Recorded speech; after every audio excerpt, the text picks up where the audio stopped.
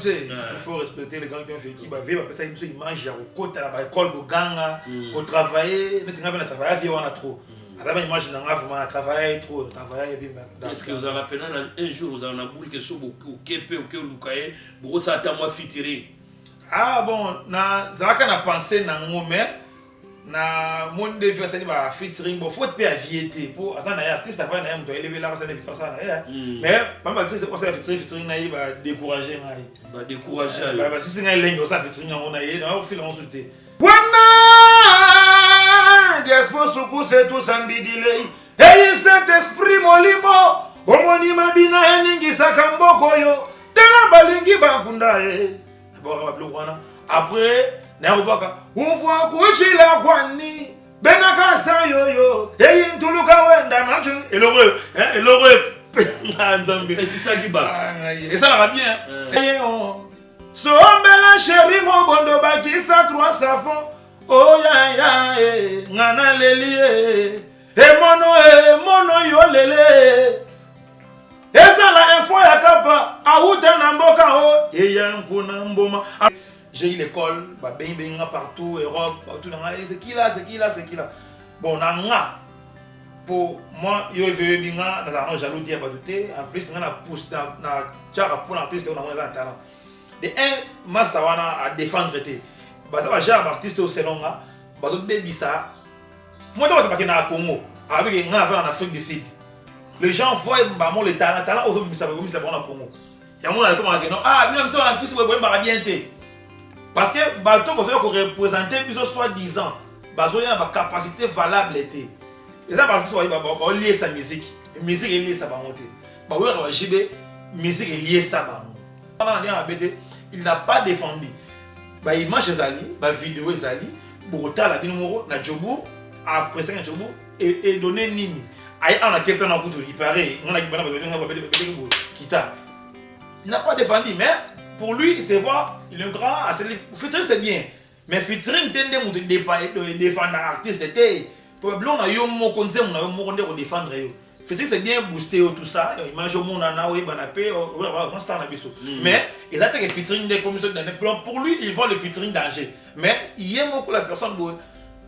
à la talent, on a vraiment à défendre. C'est-à-dire jusqu'à présent, pené lokuana, pené jackpot, pené. Ozondi mango kate. Ozondi mango ndeni bako sa lito ite. Ça lito ite. Ngaya il faut qu'on fasse ngana lito ina yokio. En plus bon pour nga pe asa bon quand tu côté biso ça la musique typique ngana oche wana te. Pour nga c'est un DJ. Au moins ton mission aussi comme moi yé. Pour travailler na yé. Ndero ba capacité na yo pour so ba danger ma danger te. Et puis dans notre mission va vite. Ba Jenny répondait, tout le monde va parler. Pour sentir autre level là yo. Pour bah on va travailler différent na biso. On va remarquer non, bah on va pas travailler tongo midi pourquoi. Donc pendant so ba bandi pendant guitare banana na tongo si ba on rolala. Mais ah ce que temps on est ça. Ce que pas on so ba yé. Oh, un artiste international ni faut accrocher bango. Faut za bango. O timbela vitesse bazana bango. Bon ba yo kapé yo mais na y plaisir parce que quand il bateau yaki na qui festé pas na est bien na on dit maté que na ozaka na quelqu'un na ah ouais mbabu ya kini ko artiste wana as artiste amoké na ba capacité wana mon fait ça fantirté que un artiste moi je veux rayer boye yo qui peut approcher ba ngopé au sali pe loko et ça fantirté ba artiste solo so ba artiste so ko ba ye yo ya confirmer que ça na wana c'est à dire yo banga raté yo pas moi qui aux en affrontement sur affrontement ngana bi capacité na ngana ba ne héritier wata ba connaître toi même ngana bibi ke non ndé na la boso na komi wana na cha point pena yaki be wana ba tout so bi ayi bongo ayi bi kuna ko ya apparemment mukina mona ki ba miso ba quand même ba yaki on ba petana ba soda ba yaki ba trésor ni ba yaki donc ouais mona ayaki te parce que capacité na ye wana ezalaki te non bon bien soda ndi magai bien ya journaliste azana camarade te ya si oui bien journaliste azana camarade te siko na nengo ndimi soda est-ce qu'on dit marapenda sabundi Bon, mais on sur le biwana, bon. Peut-être un jour. Wana yolo biwana. Est-ce qu'on dit marais? Il a l'idée, peut-être abord un an. Peut-être un jour, on a eu quelque chose c'est un travail. Mais pour le moment, l'animal n'a pas ni trésor ni rien, ça va bien. Trésor. Il y a avoir avec tout, on s'est fait ça.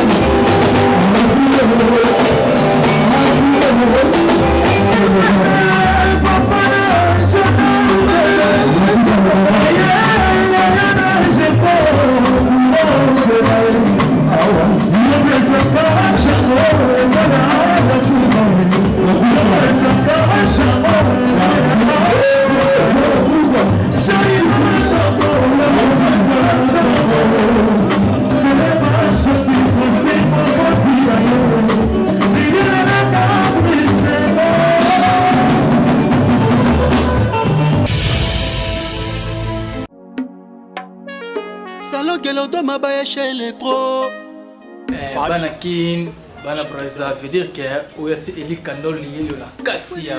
salon Gelodo Mabaya, chez les pros. babi que salon au vraiment et ça la vraiment pas vraiment bazala vraiment salon que mistara vraiment boga à tous à fojo so ka haute na salon mabaya maman boga mako à dans la carte vraiment ya salon que le mabaya chez les pro la carte ya Pérou ba miyene mutu vraiment akanye vraiment Pérou donc ma solo tout il fallait qui est vraiment à cette salon je veux dire que awa tuzana nyonso tuzana pellicule manicure on va passer bakango suki oye bakango suki bako décoro kitoko donc awa nyonso to pas za na carte je veux dire que une tout ko ali komona ba t'intéresse awa donc minga ko lobeleza ti salon que lodo mabaya chez les pros tokos Tutu Katasuki Nakeko Katasuki chez les pros. Donc le moni saboni boy que l'ordo mabaya comeback stylé impero. Donc tous les boss ceux qui nous a patron solo. Faut Katasuki chez l'ordo mabaya au mona que nous Katasuki ana camion cher tango yo na camion cher au Katasuki ba ola ça que na genda mo zabe na patron. So que dans nos 4 30 25 nous en avons peu donc c'est normal donc mais on a commis chez les protés donc tout ça là-bas. Voilà quoi. Ouais Jojo Katasuki. Nakeko Katasuki nake. Oh mabaya katama yesuke Zambie. On est ensemble la famille Tabernacle Michel Fiche Kina. Check. Merci beaucoup na baninga nyoso tu ba Hollanda biso d'abord. Nazo saluer bino na kombo ya tata pe ya mwana po ya molimo santo ndenge kaka tote ya ka évangile na pesi bino mbote na continent Amérique, mbote na continent Asia, mbote na continent Europe, na continent ya Afrique et surtout quand na lobaka na South Africa awa tozana kati ya Congo Révélation c'est-à-dire quand na lobaki nga info ya bakapa info ya masolo c'est-à-dire nakobanda kotambola pena visitaka bomona kika nena zalaki na mopanzi ya bandeko kuna na shutaka pe nyonso lelo na ye awa pe na Congo Révélation to solo pe ka makambango le 30 juin to solo pe ka makambo ebele bokozala pe surpris ke na kati ya plateau aboyeba invité na nani bokoyeba ye kaka na mokolo ya lelo alo mbote mingi na dada kanda balobi yozo yoka kaka ndeko na yo info ya bakapa azolobaka tongo midi pokwa dada kanda Patrick Caché les messages captés moninga ya Chakal Patrick Caché moninga ya Chakal les messages captés Kingi Zuma omaika waya na lobaki ka mikolo na zana kata siège na yo na siège na yo ya idéologie Mr Syriac mukonzi ya Braza Syriac moninga ya Saidi alors justement to revendre peka ka poto solo makamba le 30 juin balobi mikolo na le 30 juin biso nyoso tout to kozana mupanzi wana ya Pérou kati robetama musique ekozala kaka ndenge ezalaka na plateau lelo tolobela makambo le 30 juin na makambo musique boyebika na niveau ya Congo kuna mikolo wenge penza akangi eza lokola pena kangi singa okita omata baolobelaka makambo 30 juin ya wenge batona ba mystique de la forêt Jibem Piana ale makaba ngwa kazi sababa jo bakangi penza okoleka wapi na chaîne nyonso ya TV baolobela kaka mais mingi avant na yamba invité na ngana olobela pena mingi bana Goma donc bana Est toza au cœur na bino to sepeli penza ndenge gouvernement zui décision ya kokanga ba frontière ya ko couper relation diplomatique c'est ça Fachi Beto ya monde to lingaki penza nengo to moni pena ministre information à lobeli biso pena makamane sepeli sibiso do yeba que toute la diaspora na partout dans le monde et surtout majorité plurielle bana Cape Town so pena ozui pena ba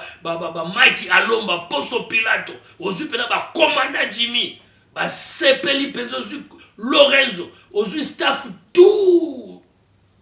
pour la masola ba combattre ba sepeli le gouvernement a eu décision. C'est ça balobaka protéger le patrimoine congolais. C'est-à-dire notre territoire et mon côté retire aux atteint 1 centimètre. Ndenge ka mobuto lobaki tata moko ekolo boko biso nyoso mokonzi boko. Donc toza pena na minti toza na idéologie ya Fachi Béton.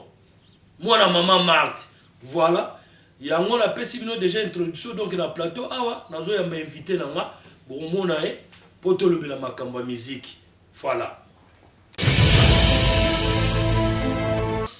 Ya Congo Révélation. Ba le bikara yem tozo créer idéologie mikolo ya Congo Révélation ndenge kaka toleka leka ndenge makambo. Alors voilà, mon invité est là maintenant, King Juvenal. Encore yo lisusu na info kapa na kata Congo Révélation. Mbote d'abord. Ya Mbote info wakapa.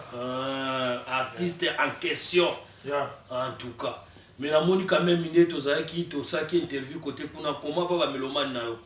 Ah, les gens vraiment bah c'est bel effort, vraiment ça va apprécier parce que ça fait longtemps. Bah là va profiter banda qui tout ça va ça va interviewer moni.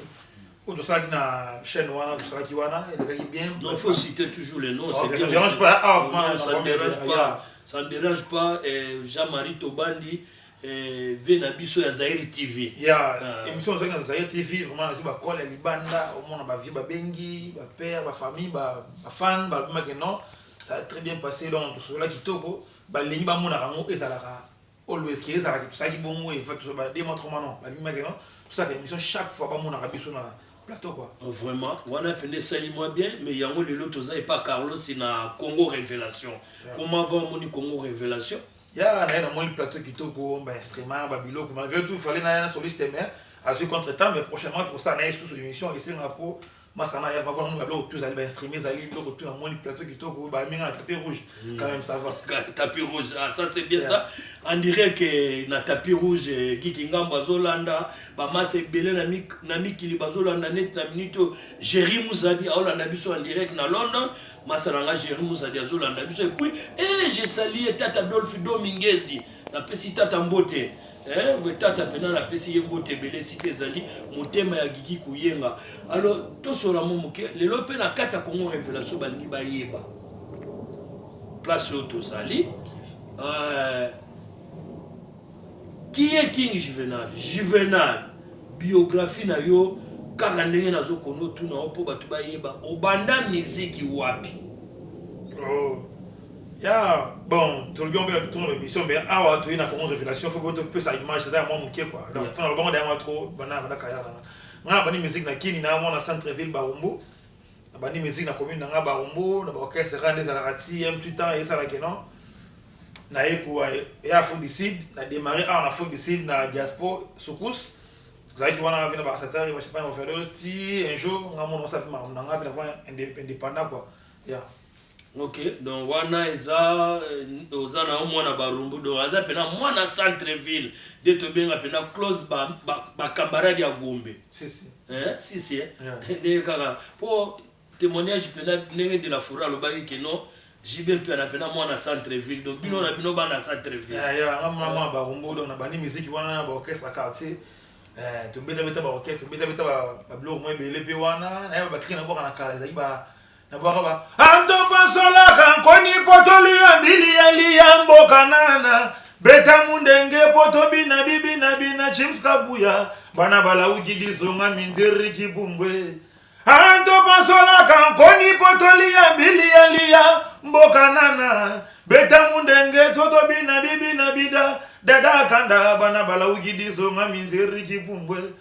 ale kingela le lamba na ngaya mpembe maboko na bango mafuta kebe kosimba te nzambe ablo na boka mokala ba iba ngo pela kase mo pe faire na bere ni amisia ngo côté kuna mais ngana tika ba prince mais bon ba ngo créer kena na ko faire OK boyebi kaka mboka banka kini mboka banka isika pena biloko penze bimaka alors toke pena net awa depuis yo banda carrière na yo ozana combien de chansons o ezala keno à part interprétation o sala ko sala bien pour cela landi pe système à rebois quand on a eu un système à descendance à Bill Clinton. Ya bon nako boya mote il faut respecter les gens qui ont fait qui va vivre parce que une image ya côté la école ko ganga ko travailler mais singa na travailler vie wana trop ataba image na nga vraiment travailler trop travailler puis est-ce que vous avez rappelé un jour vous avez boule que so au kepe au ke lukaye boko ça ta moi featuring ah bon na zaka na penser na ngome na monde de faire ça ba featuring bon faut te aviété pour ça na artiste avant na mto élever là ça victoire ça na mais pas mal c'est pour ça featuring na ba décourager ngai ba décourager ba si ngai lengo ça featuring on a yé na au fil on sauter mais ça ne fait comme on a na on mais featuring je pense pas OK siko néo pe no vana na Cape Town na nenge ya carrière na yo combien de chants oyo sala pona ya yo moko OK. Ya na YouTube nanga qui je vais officiel na ba moment fona na booster chaîne nanga te. Ça ndeza wana na ebike na kamite na ko rattraper ba vieux belé. Na ça na nzembo na yemba wana solution love kuna yembela Jimmy Basele, masa na Cape Town Jimmy Basele. Solution love na ebandeli ya mokili nzamba kila ki Adamu. Ayeko kila Eva mokili salema bongo. Botika ngana lela oyanga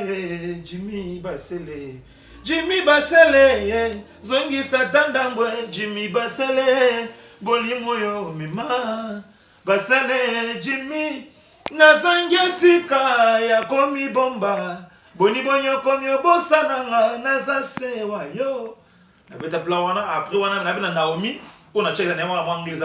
ezaka afrobeat. Monday morning I went to the market to see my friend. I saw a beautiful girl and name was Naomi. She has a figure, love guitar acoustic. One blind never see a beautiful girl like a rainbow. Naomi, baby you can kill me, mama. Naboka, lipote na biso elinge banda. Segle, ya munene. Abona ya, namakita na bino, eske bomonaka, kinga yaka. Bofinga botonga boloba biloba apa wana pe na besu na bomengo nanga ona sala ki featuring na point de plus OK bomengo nanga moko ye oyo moto na simba ka ye oyo bébé conseil na kopesa na ba master nyoso dada kanda zangano paleme zalana bulo ye chimseka buya na katya barumbu oyo kibulo ya kinge hey we no shimele mbala no mama pesa kinga toli yango na so pesa ba master Patrick Ekache na nga ya motema yango na sa ko pesa ba master na nga ye hey we hey wo lo Bablo zanango, moi ça bablo do information na landi yo pena bien que no wana pena biloko na yo zo préparer pe ozalaka nango déjà. Mon sigo so total pena place uta tant pena se rassembler na ser na yo. Oza pena 4 na album pe zana ba champion chana 4. Pona mona pe beta ba chana ndenge pe ayembela massa na biso de fait côté là d'abord nazo saluer loko wana est-ce que na 4 album wana zana biloko pe beta mana na 4 wana. Ah ouais, na red tout ça on a hier red carpet. Na boaka red carpet des tapis rouge. Tapis rouge. Dès que bayambelo na Congo na travailler révélation. Na travailler wana na sala générique qui en plus na vocal mon pe na kati. Na vocal après na ben mo moi chiwa na boaka pe mingi bon. Na album wana na boaka na sa mo extrait quoi na boaka. Wana Diaspo suku c'est tout sambidile. Et cet esprit molimo omoni mabina eningi sakamboko yo tela balingi bakunda aboka bablo wana après na obaka umfwa kuchila kwani benaka sa yo ntuluka wenda machu elore nzambe et ça qui bat et ça la bien so ça talent ça la bien so yo capacité na yo vu tout ça qui na yo jour wana tout ça qui na yo jour wana monaki bakosa kalito ite na monaki ça y est TV et ça qui peut défendre qui ba image zali etikali po bakosa kalito ite moni ba biso yo ça la nga bien nzamba pesinga yi moi voix ona nango na ebike kala mingi de bientôt na force ya bana Cape Town vient na Cape Town na nga moko kamite to malibulu umfwa kuchila kwani benaka sa yo ntuluka wenda machunde lele Hey machunde resege musala machunde lelele akiwana kawa pona ebona biso bora faire mabele lisi pona ngako amuli fena ngako immortaliser trop pour faire na ba faire ngama barumbu to kwela na bonyoma avana ba muna china chekembo abonyoma ya mwana bagite comme fena ngalo toko fena nga shakala sala ki wana mettre sibo ba king to yoka na immortaliser be fie ngena yaki blora fie sanga ye on sombela chéri mon bondo bakisa trois savons oh ya ya ngana lelie mono yo lele ezala info ya kapa auta na mboka o eya nkuna mboma en plus na beta on se borona pona de bonyoma e boso on beta kina bigori makaba masala nga ya maison mère artiste monene ay ala kapa featuring ngana ye donc ba ikoze ndebe tselenga liboko so bore vide na kina wana bukasi ya dala kanda les boss donc voilà pour te rebuka na te fait na Patrick caché les boss na grâce na bango bore kitakini et pas ingénieur JP non c'est pas na bango d'abord Dada Kanda na Patrick caché quand on dit que le message est capté toujours doit être toujours capté nazo sepela na mona sens nini parce que j'espère que message au manatine de la rabango ba yo kaka c'est-à-dire l'artiste ba compte ba bali ko so soutien mais to lingi ka to za la limité parce que artiste peut baza ebele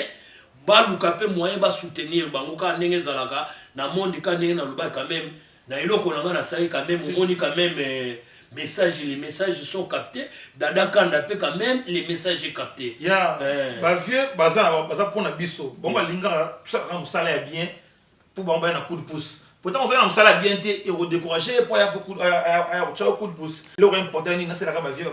bon travail na servir bango na bimission na mokili mais bon nyoma on beta qui plaît ou qui neige tara et maintenant na kini pas je peux qui si mon kuna au salon on lamba na kini pour la promotion. Donc on a la captain on beta des plans. De la bon nyoma on beta version ma belle ici na version na ngamo vous na ngamo na yembi mama yaka ko talanye Patrick caché, papa yaka kotala ye, mwana obotaki ye, akoma na mbongo ya, loboko pete mosala kokaba, alingite komona motwalela, zoka mosuya pasi yebaka, pasi ya baninga bonyoma. Wana pe, on a baissé na babikori makaba, ça na verso wana, après ko di seben. Mais il y a ma belle sipe version na yemo mbana obeta ngopo, faut ko immortaliser ba vie wana, esika bazali. Bon, tinda maël spirituellement. Pourtant, on a peut-être ma belle on a une il y a une spiritualité à bord. Il y a mon jour où on a artiste belé vieux. Tout le monde a baba maï na ngate parce artiste. Mais tout le monde a mataki wana, ton a mataki qui différent parce que ngai na beta la musique nini. Nga c'est que ça go. Nga na koya na concert, attends na coach na 4 personnes. Il va rater que baba quitter. Na ko transformer ma si énergie message général. Par contre ba yaki ba ni ba tena ba ko ki ça va poster ki ba démicher. So quand ba ko na non les images restent. Ya mo de la fin na habitant na kuya ko na ba king chez non ça va king wana pena na sepeli na ngona ndingo so ba mais tozo na mo muke na kati ya Congo révélation sika toza awa. Ça na bord mo ko indika ba loba ki eti bino vous allez travailler là-bas, c'est-à-dire vous allez musicien là-bas. Est-ce que ça sera bon? Ah, côté on a comprendre le bureau comme wana. Bon, au moins les singai tant massa o ibrator yaki. Ibrayaki ça très ça Congo ça fait longtemps que mais la captain là. Ba ne belé ba mission ba société. Mais ça là qui tant moi na mayaye. Ba contacter ma partir aquí. Non, ya ou ça ou moi maman il supporte quand des ala na choité. Ibrator ça bon chanteur wa yemba kitoko. Aouta hier moi na yaki na choité en plus il a fait l'été on a peur des enfants. Na papa journal papa chupette. Na kinaki vraiment pas coller na cacher là. De yozoaki moi parti na. Si ma cacher na pas finir so ba faire peur à Cape Town na ma benga ki ma trésorier musala ba Yusuf Pourada ba finir ba Chidon Madova ba Yanikini ya les boss. Benga ki matin king chama na mai poa ça qui wana mama ya petit concert na kitoko to ça qui na répétition en plus il a ça bien pour nini au moins ton mission aussi comme moi hier pour travailler na hier ndero ba capacité na yo boso ba danger ba danger te et puis on entend mission ba kiti ba Jenny répondait tout même ba parler pour sentir autre level na yo pour ba on va travailler différent na biso on va remarquer non ba on va pas travailler tongo midi pourquoi donc pena so ba bandi pena guitare bana na tongo Si, si ba wendo kolala mais awa siko tawana ezate ce qu'on peut on so ba yé bon étant un artiste intellectuel ça ni faut accrocher bango faut zala na bango o timbela vitesse baza nango bon ba yo kapé yo mais na y plaisir parce que tant il bato yaki na ki festé pa na singa bien na on dimate ke na ozaka na ketona ah ouais mbabu ya kini ko to yembi na yeba ntemu na aki to répéter dans 2 jours mba mo accélérer na concert samedi on dimate plein à Pierrot les cas on kitoko so ya di artiste wa lobe loko wana c'est à dire ah non artiste wana as artiste amoké na ba capacité wana mon fait ça fancerté que un artiste moi je veux rayebo yo qui peut approcher ba mo pe o sali pe loko et ça fancerté ba ba artiste solo so ba c'est so ba yé yo ya confirmer que ça na wana c'est à dire yo banga raté yo pas moi qui aux un affrontement sur affrontement on a une capacité na on est hérité wa ta ba connaître toi même na on a bibi que non ndé na la boso na komi wana na cha point pe na yaki be wana ba tout so bi ayi bongo ayi be kuna ko ya apparemment mukina mona ki ba miso ba quand même ba yaki na ba bitana ba soda ba yaki ba trésor ni ba yaki donc ouais non mona ayaki te parce que capacité na ye wana ezala ki te so zu wa sala ki peut te lier beso kito parce que yo ndé on zalo ndimaka soda oh non abora bien soda ndimaka abora bien ya solo pourquoi pas ngai lo sala na pour la musique yani fils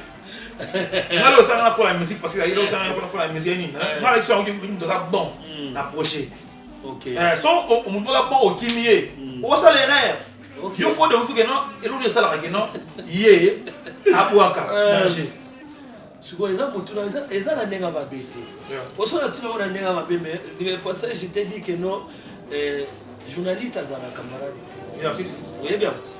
journaliste azana camarade te siko na ndengo ndimi soda est-ce qu'on dit me rappeler ça bundi bon soda d'abord na yé na bengara et bora na yé bon mon salaire ya Zahir Tumila sauveur de l'humanité Julien Chakoudia ayeko songo bo wana to wana soda abora ki mo bo wana c'est pesa ngai en plus na comprendre ma bien capacité na kati ya studio comprendre capacité na yi ndena ba tira jour na talanga bien ça bon pour le concert c'est différent na ko kamutu na ndema bo ba corta tara na zoya na dernière na pakole pakola mais avec la mission wa yema vite yaka transport na mutie to bo manga na yo to betana na ye na yo kai to mais on solo biwana bon peut-être un jour so oyo wana yo lo biwana o wana est-ce qu'on dit marai il a l'idée peut-être abord nan peut-être yeko la nan ebele abord nan peut-être un jour so na yo kebi sous na ko c'est un travail mais pour le moment les animaux ne appellent ni trésor ni ans bon avec bien trésor avoir avec tout dans ces pesa awa pena na keta ba artiste nini penza o ba sepelisa kayo que no so pena vani pena na podium sata o Mr. na pena zo yemba pena yo ke penese bazali baza bon alinga otanga bakoma otemi te so tangi bango pe mo esa moi ba esa neti c'est que on alinga mateme de la forêt le but que ceux qui abandonnent au temps à paix ma bé mais on t'a moi des 3 autres ça on a groupe ça va passer beaucoup de temps avant on a mis sur intégrer first class. Voilà, dans mon avis, dans mariage, qui fait classe, c'était bien passé. Et on peut justement d'ailleurs pour naebisa ba maman na ba papa oyo ba linga c'est-à-dire vous préparer anniversaire, tout vous préparer mariage. Vous ba kino ba bazo balana. Au minimum tout monde aka ba tu bazana idéologie pe ko benga ba DJ mais au banana no pe ko consulter first class. So bozana a besoin na bango boko benga pe info kapa na ko direct bino pena net mariage uta o le kapena c'était bien passé Juvenal donc mariage les gars na intégré bana mai pose radio groupe ça non déjà siko first class en buna ngwezani ni foka bolata kitoko podini pour first class c'est très dangereux là msu tout mo payer boye oh non facture peu à monene est-ce qu'il y a prix raisonnable les alliés il faut que yebisa ba tant king Juvenal ngamo mabo papa ya bana na parler na yé place mon na yobita musique le sait quand même faut yebisa Congo révélation pour ya zama kasi na makambo wana lem so ko kende pe place mo Carlos azumwa business mo boy ai sino ki bandeko boya mariage za awa otala bango pena baza brancher na makambo wana Congo révélation yé pena avivara bingi na makambo ba shooting wana baza mingi bango na ye na RVS Yeah. pena bango pena mambuana pena ya ba live ya makambo ba mariage pena baza nini alors ce que faut yebisa bango po za business Yeah. faut loba business po bana Cape Town ba yoka ke bosali pe first class ou eza concerné ya makambo ya live so ba ole ke bato bazwa DJ bakozwa pe bino po bo sepelisa bato. Yeah, en plus, live musique, c'est très riche. Moni, déjà, vous avez une soirée, mais tant que live, il y a pour le temps de bien au live. Donc, là, ça m'a psycho, Moni, il y a fait classe d'intégrer en haut. Ça a des groupes, ça a déjà, je suis ça a déjà, mais on a intégré, on va pour la cohésion, tout ça boni na kata groupe. tout ça est bien bilé. T'as dit, je vois concert, on a 13 personnes. Ok. Donc, alors, Bacho, Bilele, Papson, c'est-à-dire il faut que papa soit la bino na plateau, bon mais quand on le bela loko pour la monde déjà, j'y venais là le bela c'est que match ça bien, coller peu comme bien côté wana. Pour talara, ils ont bandolette. Match ça non bien, les camarades qui to ko ça so motoyer a benir contacter biso to servir musala o yeza na besoin. Soit un mariage na ye, c'est ba zembo to betela ye, to betela ye to yembelier, to sepelisa. Moutou a eu na mariage d'une journée wana ko moni donc ça na côté la mal tranquille. OK, maintenant tout le bela moi muke page yo et simba biso makasi normalement na pire esprit to kokaki penza ceux qui penda 30 jours avec un jour moko programmation no raison na mambo ele kana est no mwa to ko beta te mais comme ça indépendance ça dit batu ba ko empêcher biso indépendance te c'est-à-dire bon yebisa nanu makambo business ya makambo ya les 30 juin ezandengeni ya les 30 juin tout ça on laisser l'artiste azo le bela ngo mingi na ba télé ni ozo le bela 3 mamba 30 jours ça pena na souci à 30 juin tango code ya mboka ezaki meilleur eza des gars na sepeli na maître Tino na minute oyo na eloko azo organiser à 30 juin ya info akapa moni 30 juin la journée indépendance na biso ya Congo ya journée ba koko na biso ba télémara milimo télémara tango wenge une grande orchestre et sangani et beta na martyr biso to chance pour entrer toi banda a na Cape Town tout ça ni faut na connaître tout ça bien biso pe to se pesa ba fa au dans ba ko ba na Afrique ici na Cape Town normalement ya un monde ba jour on fait jour mo ko la inadversité photo représenter milimo ba ko na biso ba kenda donc on y mettre Tino a bien qui juvénal la contacter a bien non petit on a besoin ou intégrer pour beta journée on 30 juin ça na Pérou à Civic Center et next week tout ça wana to beta concert live wana le 30 juin pour nous il s'appelle le Congolais à on a Cape Town. Est-ce que ça au invité pe ba masana o ozana bango to o robeta na banane non beta na first class na first class bravo first class donc moi na invité mais to beta na first class na first class yeah ah do first class ne mikolo za na top mais ce que moi non mususu avant na ba côté mi j'espère na mona ke sous penza mi oh non gloire azali ah gloire je te salue d'abord gloire azaf ma trop occupé na ba busy tout ça mais na concert le 30 juin à Rosala ça n'est placé dans des troupes dans le sommet à Royara va prendre un artiste à biso à commenter à bête moi chaque moment pour y pour faire plaisir à fan parce que nous fait toujours la force au moins fait classe tout ça bon parce que tu vas force belé on a pesé chauffeur va peser malako bacho moni tout ça ngani ba étoile belé pour ça le logement mais ça déjà va concerter tu as un projet à disque à part ça ngamo na single na ngamo ngamo je venais na ngamo pe tout ça la penser ngamo qui me donne pas mais na fait classe tout ça na disque tout ça la communauté oyo tout lancer d'abord annoncement ya ba bateau le va mbela bango banzembo zali mettre chacal derrière soyez là il a borné des alliés on doit mettre chacal chamon la kanda on continue à passer na si bon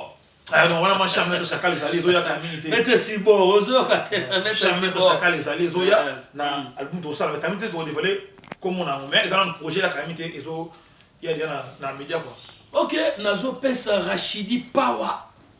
na Johannesburg na pesa bango ba mbote ebele na pesa pe bobo news mbote na Dani Image na pesa bango ba mbote ebele voilà tozo kende bon voilà ça bien mais to utoza na production moko awa na Cape Town oyo Dr Amadi autre ça j'espère que tolobaki yango en relais ndeka tolobaki na mettre raisin mais sikoyo ba système ba featuring et puis na moni artiste moko pe lisusu amataki wana est-ce que pona yo ayemba ki penza bien mo peut-être to que ne bien comme on est penza zaki jackpot est-ce que a défendre qui penza Afrique du Sud na ndenga bien parce que maison mère et utaki penza direct na Kinshasa na ndenga Congo mais awana kati Afrique du Sud to moni keneti représentation na biso zaki pas jackpot est-ce que jackpot il a bien défendu Cape Town il a bien défendu Afrique du Sud pour abandonner na Jobour et puis ti ayaki na Cape Town yo sko tali ba image nyo suwana yo lobindeni na tous des séances ko ya saraki na nenga ko représenter ba Afrique du Sud ya na après wana na zo ngokima ngoma na ngo sula mingi te pona ko fula mais bon finalement bien parce qu'il na Cape Town parce que j'ai eu l'école ba ben partout Europe partout dans c'est qui là bon na nga pour moi yo veut binga na jaloux dia ba douter en plus na pousse na tchara pour l'artiste on a un talent de un master wana à défendre té baza ba genre artiste au selonga bazo bebisa moi to ba na Congo avec nga va en Afrique du Sud les gens voient mbamo le talent aux bimisa ba na Congo ya mona to ma que non bien ça en Afrique ba bien té parce que bato bazo ko représenter biso soi-disant bazo ya ba capacité valable té les gens ba lié sa musique est liée sa bangoté ba oui ba jibe musique est liée sa bangoté. C'est ça, on arrive à la musique, c'est bien, on tient bon dans la musique, tout ça, financièrement, tout ça. Mais t'allais à tes, il n'a pas défendu. Bah, image Zali, bah, vidéo Zali, Bogota, la numéro, na Jobour, après ça, Jobour, et donner Nini. Aïe, on a quelqu'un en couteau, il paraît, on a dit, Kita. Il n'a pas défendu, mais pour lui, c'est voir, il est un grand, featuring c'est bien, mais featuring, tendez de défendre l'artiste, c'était. Problème na yo mo konze mo na yo mo konde ko défendre yo c'est bien booster tout ça image au monde na we banapé on star na biso mais ils attaquent le featuring des commissions d'un plan pour lui ils vont le featuring danger mais il aime beaucoup la personne bo à la talent on a des côté on a vraiment à défendre c'est-à-dire yo jusqu'à présent pené loko wana pené jackpot pena ozondi mango kate ondi mango ndeni ba kosa lito ite ça lito ite nga artiste faut qu'on fait ngana lito ina yo tio en plus bon pour nga pe aza bon côté biso ça la musique typique ngana oche wana te pour nga c'est un DJ parce que so bazuye ba che guitare ayemba te jusqu'à présent yo so confirmer que aza DJ aza guitariste aza chanteur te aza capacité wana te je dis la vérité so bo lingi pour YouTube otala ko ça na le fait les so asala kini ça qui playback le playback mon bo o cha voix il y a rap mais demi-ton c'est bien suffit. On fait la vie, à sauter Mbéali, émission ça, attends, pour faire le contraire, aller dans une émission, ayana guitare, ayemba, ou bien ça va acapella, pour moi ça va acapella, bah au taf on a la première. Beta sous ta moto, beta ta moto. Dans un livre on clôturer l'amour. Ouais, on a ayemba, on a émission mission sur un plateau, il faut donc pas vraiment la question c'est chanteur, bien animateur, bien artiste. Elle te faut dire que c'est et belé non. C'est pas ça. Ok, parlez-nous d'un peu de Masolo Ferre Gola, Lelo Ferre, de Konayo, artiste, grand frère Nayo Lelo, Aza quand même na prison. Moi, message, il nous a pour Naye, Nenge, Azana Boloko, Azana problème Bikara Yo, au voit dans un pays où on respecte, Rapena Bana, mais Lelo Ferre à côté de prison, où ils sont concernés qui ont respecté pour la Bana. Est-ce que vous avez lobby pay? Ceux qui élu payo qui n'est par exemple faire la silikaka pe lobby paye yo personne a droit ko beta moi na bongo message inozana ya na personne en mode trop na cousin na propre avant d'acheter faire ça en a fait acheter mais ça en a fait trop donc Jires Zamba yo ngo na cousin na bientôt mo na kina fait na spin le temps quoi Jires Zamba en mode trop ce que ça dit. Bon, ça fait mal, le moni, tout ça va musicien quoi. On a pas vu na biso ou ça va ça na ba bien qui va kangier, c'est mon langate. En plus, tout le monde va dans banda, on va poster, on va travailler, tout le monde a biso peut-être force mais bon, na y pas détail, ma bien te côté pour na believe yango. Côté monsieur on ça na bongo te à déplacer na yé, côté monsieur va que non pour moi na bon. Et ça m'a flou quoi. Na man a détail clair te côté pour na côté mais justement ça na plus. Mais na sauter donc là on est nous ne va pas te laisser dans la prison si abima j'ai 45 jours va pas qui va mukie bientôt là ça libanda donc on entend va te laisser kazali courage na être mobali donc côté na ko ba mwana King, mais eloko yo zolo bananga pele musuna ondima te kande na epsa ki bino na epsa ka yoke l'artiste ou bien journaliste azana camarade te saka mutuna me na olinga pe mutuna nga nazo tuna etek batu pena rigueur penza te pesa mutuna mais ndenge ka ezaka idéologie ya wenge po faire auta na wenge musique 4x4 siko eza ba système mo pe bano benga ba 12. Est-ce que ça système à 12 ou te neti ka marque moko aoki mané 30 juin mais aki melango na idéologie à masolo à prison pelem so a beti bango 24 pour tala kaka pelem so so boyine akoka makambo aboyine lem so mambwana elem so ezapé 12 na e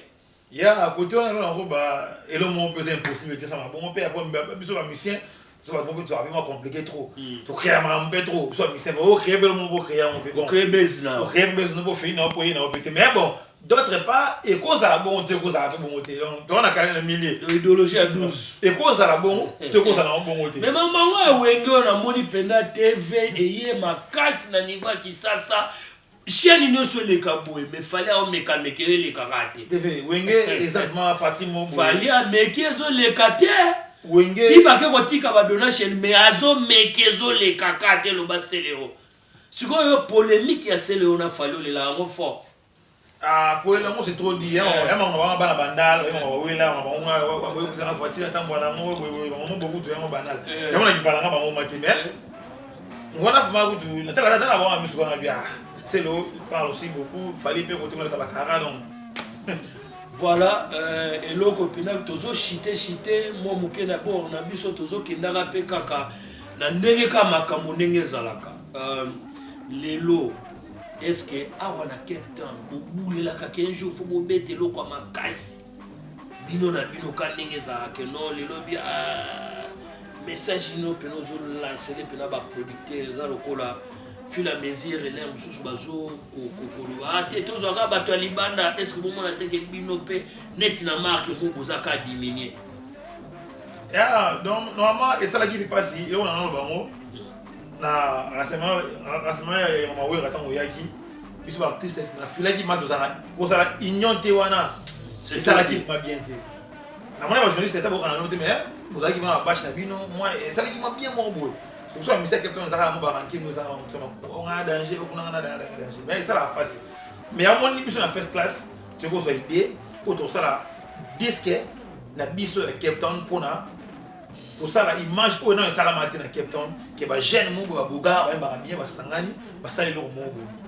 bo ngana makambo ngamo na sala wana boule na biso wana ngamo na sala ngamo privé mais tant que sangana na first class to bité tout ça la eloko et pour ben de la biso un pas pour l'année prochaine il sera à Kinshasa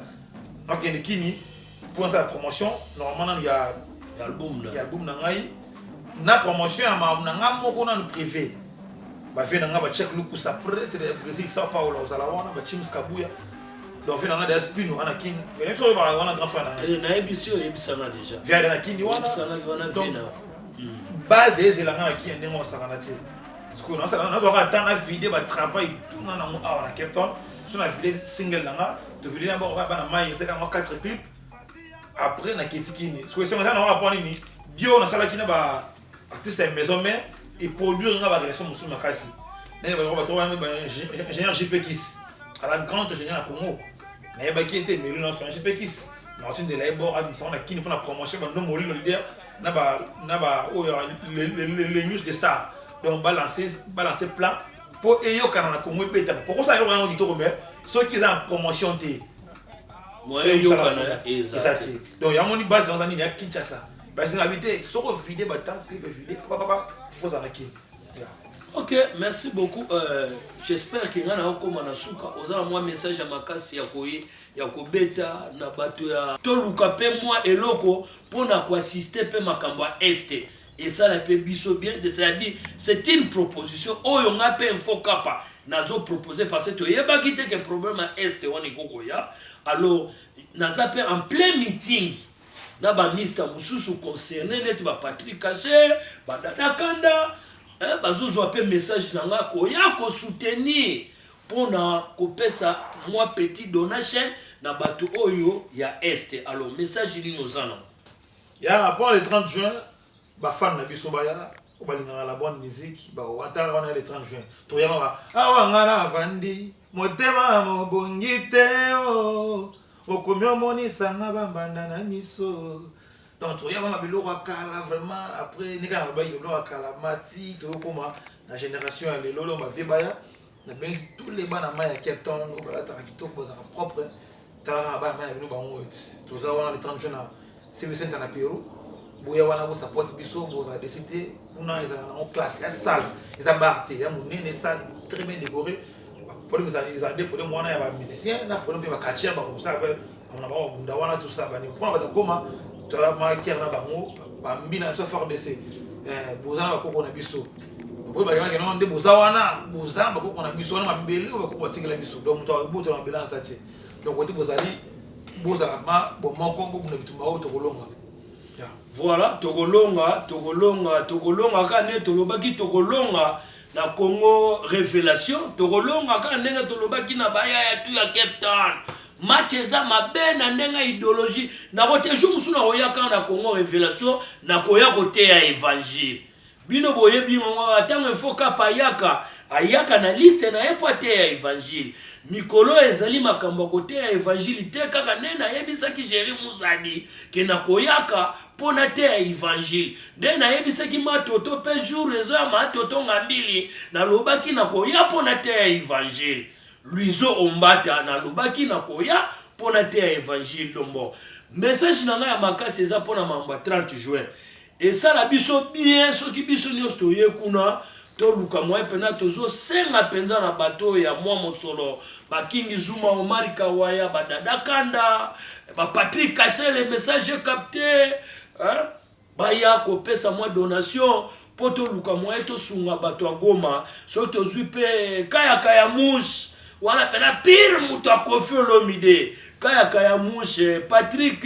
Ngandu Eric Ngandu et ça la pe biso bien Eric Ngandu talaka balobi mikolo yonde Eric Ngandu donc ça biso pena bien que les 30 wana to participer taka moi 30 minutes pour la donation ya batu ya est ça biso pena bien wana pena ba boule pena to boulele ngo avant les 30 to boa ka pena invitation nyoso ya donc invitation eza pona mutu nyoso tout kaya mushi Trezege Muzala, Youssouf Pourada, King Zuma Omar Kawaya. Na ko sepela po il faut total la makamoneni to ko soutenir pe phare RDC na ngambo ya Cape Town parce que bazana besoin pena ya soutien et ça la nga pena bien nga il faut kapa ngande ko na bino moumbu na bino oyo bino botrasaka mingi donc to bois ki pena loko oyo ya Goma ya bato ya est ça biso bien. Voilà toujours Carlos na pointe. Alors, to komi presque na suka, ozana ba édicace pour ezanga raté. Ya, yebi wana potu to koma de ma peigner na ngoma kasi en tout cas, ba master ba vie, ba comment so aucun interview saufement ba préciser jive to quand biso na banda ko sala bien donc. Match ça bien na libre. Ko yango pe mutesa la biso poto zala. Si. Na lobaki na yo que je voulais pas batuba mélanger. Hein, na lobana bango code ya mboka eza business. Mais il faut kapa ndenge na yena Congo Révélation compagnie musu donc sama banga moi to vivre ezate vela na JP wasuta na vela nga pif na vela masa na sa mo na José Ngakailo do sama banga moyen vivre ezate Trezege Musala nde na yebisa ki tata Nzambe Faustin Manzikala yebisa Dada Kanda nazoyoka te Yeah, donc bana Cape Town match ça bien donc on s'arrête moi le monde qui est sur capot na clôturer na banga vient na spino là de temps na ndenga kini wa tikela nga libela musique quoi est-ce que nganaza est-ce que kunanganaza est-ce que dalinga est-ce que kunanganaza okoloba olembi mogile yebi bozokosa bokoloba bolembengenge bonanga otango Mia,